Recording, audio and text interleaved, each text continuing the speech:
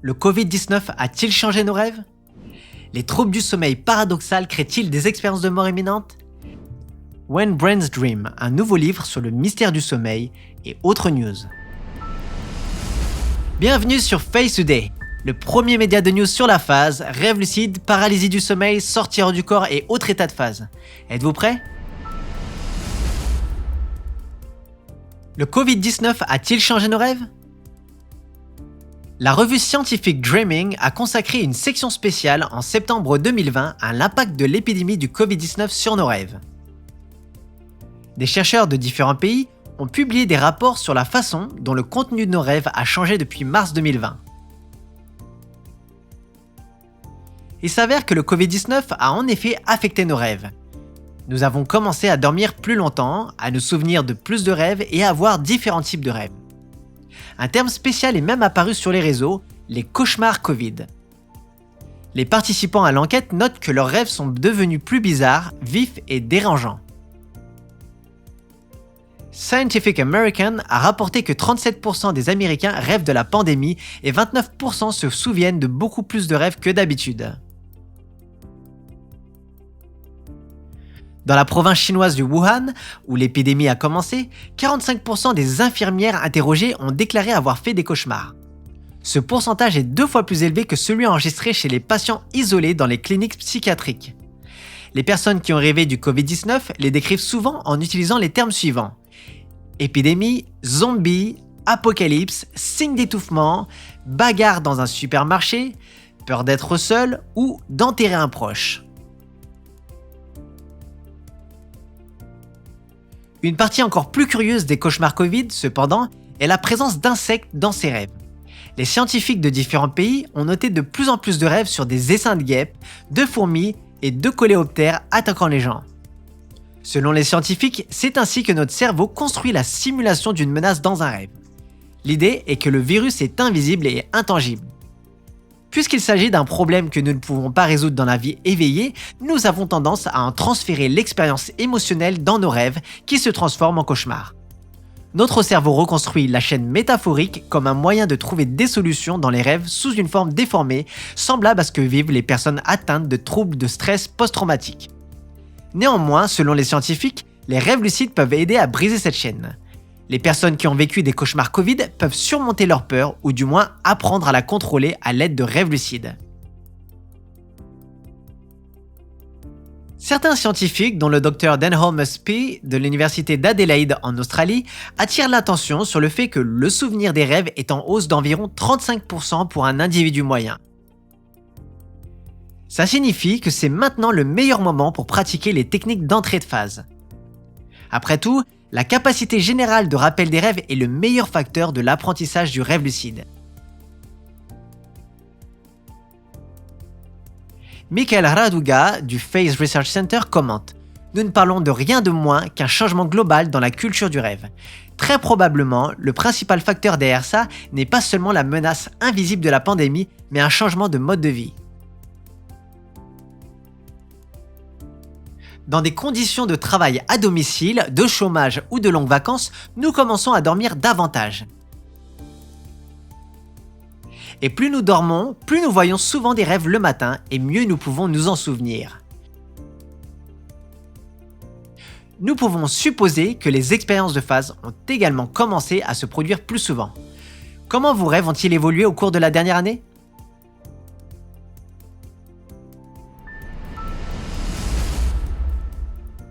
Comment les rêves lucides affectent la santé mentale et physique?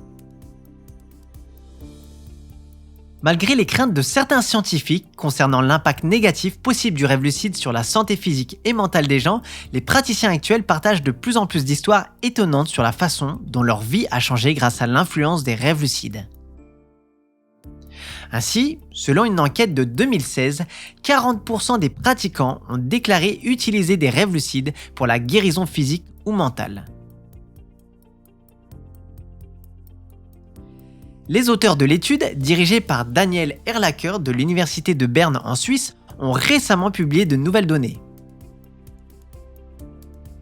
On a trouvé que sur 386 participants à l'enquête qui pratiquent le rêve lucide, 90% ressentent l'impact bénéfique de la pratique sur leur santé mentale et physique. De plus de la moitié des participants vivent des rêves lucides plus d'une fois par mois. Selon les scientifiques, ces résultats prometteurs sont associés à une prise de conscience accrue des participants. Les scientifiques notent également que les expériences sur l'utilisation du rêve lucide pour la croissance intérieure et l'auto-guérison ont donné des résultats positifs depuis les années 80. La pratique du rêve lucide développe l'attention et l'ouverture. Le rêve lucide nous apprend en effet à faire face à des situations difficiles, ce qui a un effet bénéfique sur l'estime de soi des rêveurs. À l'avenir, afin d'évaluer l'aspect qualitatif de cet effet, les auteurs proposent de mener une expérience sur la thérapie du rêve à long terme avec une évaluation de l'état des participants avant et après. Ce type d'étude peut être mené dans le cadre de programmes de rééducation par exemple pour tester si la pratique du rêve lucide peut accélérer le processus de récupération physique et mentale. L'étude a été publiée en octobre 2020 dans The International Journal of Dream Research.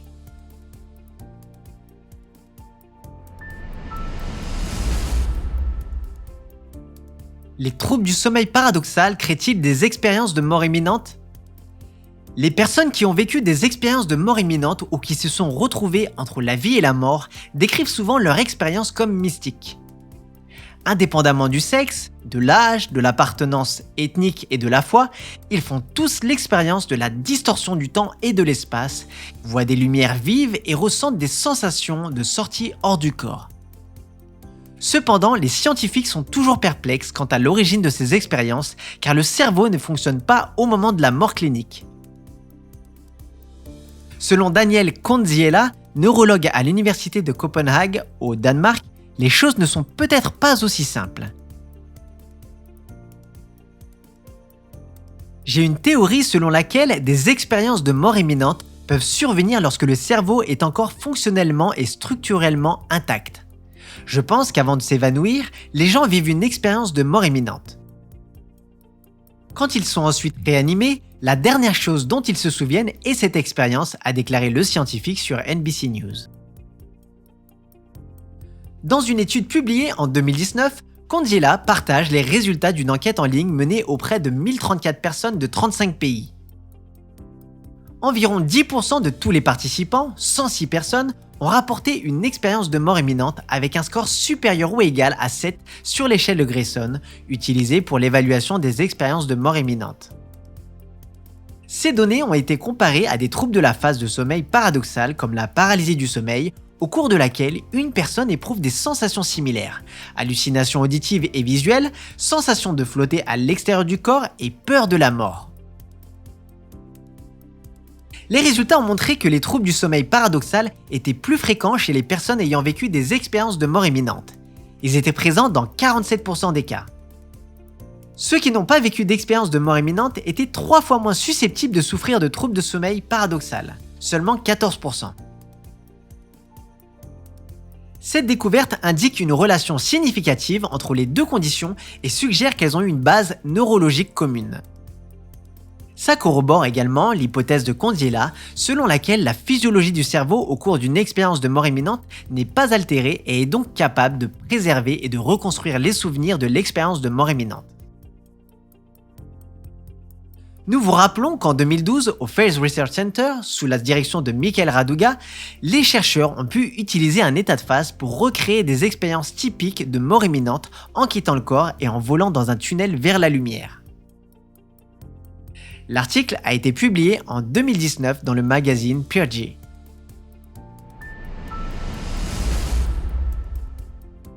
Quelle est la différence entre la conscience pendant le sommeil et l'état de veille ? Il est généralement admis que la conscience diffère considérablement entre le sommeil et l'éveil. Lorsque nous dormons, nous éprouvons un flux inconscient de pensées et d'images. Dans l'état de veille, nous sommes conscients de tout ce qui nous arrive et pouvons influencer le flux de pensées et des actions. Les rêves lucides sont cependant une exception à la règle. Même dans cet état, notre conscience fonctionne dans un mode intermédiaire entre le sommeil et l'éveil. Pouvons-nous esquisser les frontières entre les états conscients? Sont-elles si simples? L'auteur Jennifer Mwint de l'université Monash en Australie a tenté de répondre à cette question. Selon Wint, les frontières entre les différents états de conscience sont plus floues qu'il n'y paraît à première vue. À l'appui de son hypothèse, la scientifique cite des recherches récentes montrant qu'une partie importante de notre vie éveillée se passe dans un état d'esprit errant ou de pensée spontanée. En effet, surtout à l'ère du numérique, il est de plus en plus courant de passer une partie de notre vie en pilote automatique. Selon certaines estimations, nous passons jusqu'à 50% de notre vie éveillée à rêver. Cet état comprend tout moment où nos pensées et notre attention ne sont pas concentrées sur ce que nous faisons et au lieu de ça, se déroulent dans un flux associatif libre. Selon certains chercheurs, les rêves peuvent être une forme extrême d'esprit errant. Wint, par exemple, affirme que les rêves sont analogues à notre conscience fonctionnant en mode hors ligne, libre de l'influence de l'environnement, des stimuli externes et des tâches. Les rêves lucides, malgré les différences apparentes de conscience, se déroulent également en mode hors ligne. Le rêveur vit les événements dans un monde onirique, mais en fait néanmoins partie. Dans le sommeil et dans la réalité, nous éprouvons des états de pensée spontanés qui prennent des formes multiples. Des recherches futures pourraient ainsi mettre en lumière les différences de nature de la conscience, non pas en termes de frontières du sommeil et d'éveil, mais en termes de différents types d'errance de l'esprit.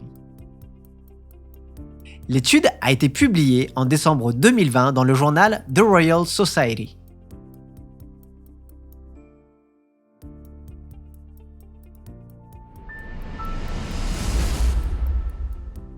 When Brains Dream, un nouveau livre sur le mystère du sommeil.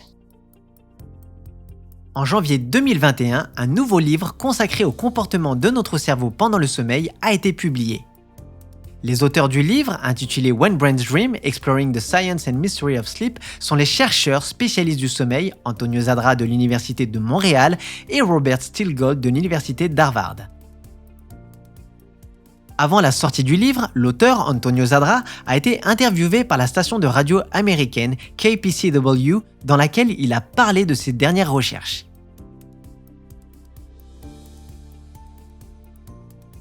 Il a également répondu à des questions sur la science du sommeil telles que « Est-il possible d'apprendre à faire des rêves lucides? Que se passe-t-il pendant le sommeil paradoxal? Comment notre mémoire affecte-t-elle nos rêves? De quoi rêvent les chiens? Etc. etc. » L'une des questions les plus intéressantes et les plus d'actualité qui a été posée aux chercheurs concernait les mystères que la science du sommeil n'a pas encore élucidés. Selon le scientifique, les principales questions auxquelles nous n'avons pas encore répondu sont comment notre cerveau crée-t-il le monde des rêves et comment notre conscience comprend-elle que ce n'était qu'un rêve au réveil? Le livre répond aux questions populaires sur ce que sont les rêves et d'où ils viennent. Il expose les fondements psychologiques et neurologiques de la science du sommeil et énumère les différents types de rêves, des cauchemars aux rêves lucides. Les auteurs accordent une attention particulière aux dernières recherches scientifiques dans ce domaine et expliquent comment les rêves peuvent être source de créativité. Aussi, on peut rappeler qu'Antonio Zadra a cité des travaux scientifiques dans le domaine du rêve lucide. Son livre, disponible sur Amazon, peut donc être utile à tous les praticiens de la phase.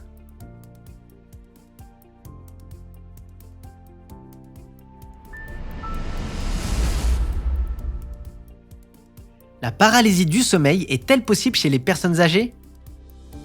On pense que la paralysie du sommeil est extrêmement rare chez les personnes âgées. La plupart des études attribuent ce phénomène à un groupe d'âge plus jeune, en particulier les étudiants et les adolescents. Cependant, il y a très peu de recherches sur les groupes plus âgés, ce qui laisse place à la question de savoir s'il s'agit simplement d'une notion préconçue. Une étude de 1999 sur la prévalence des troubles mentaux chez les Chinois âgés de 70 ans et plus a trouvé des preuves pour réfuter cette hypothèse. En plus des questions sur le sujet principal de l'étude, les participants devaient se demander s'ils avaient déjà éprouvé des signes de paralysie du sommeil. près de 18% des 158 répondants se sont révélés familiers avec ce phénomène. La courbe de prévalence du phénomène a montré des pics pendant 2 périodes distinctes, à l'adolescence et après 60 ans. Plus d'un tiers des participants ont déclaré avoir commencé à éprouver une paralysie du sommeil plus tard dans la vie. Curieusement, jusqu'à présent, les histoires de paralysie du sommeil chez les personnes âgées se sont montrées rares dans les publications scientifiques. Le cas d'un homme de 76 ans, originaire d'Inde, a été décrit par son médecin traitant dans le Journal of Geriatric Mental Health.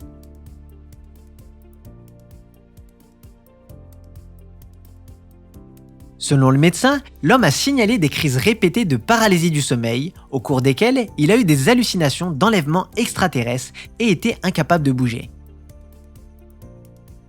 Ces épisodes le tourmentaient depuis 2 ans. Même s'il s'arrêtait toujours après 15 à 20 minutes, le patient avait tellement peur qu'il se mettait à pleurer après chaque attaque de ce genre. Dans ce cas, la paralysie du sommeil était probablement causée par des troubles du sommeil, souvent ressentis par les personnes âgées. Sinon, la condition physique et mentale de l'homme a été jugée bonne. Selon le médecin, les psychiatres doivent être particulièrement prudents lorsqu'ils examinent des patients plus âgés pour une paralysie du sommeil, car ces phénomènes sont rarement évoqués et il existe un risque élevé d'attribuer des symptômes à des changements mentaux liés à l'âge. L'article a été publié dans le numéro de juin 2020 du Journal of Geriatric Mental Health. Comme vous pouvez le voir, ce sujet est en plein essor. Alors pour ne rien rater des dernières découvertes, n'oubliez pas de vous abonner à la chaîne et de nous suivre sur les réseaux sociaux où nous publions des news tous les jours. Tous les liens sont dans la description. À la semaine prochaine!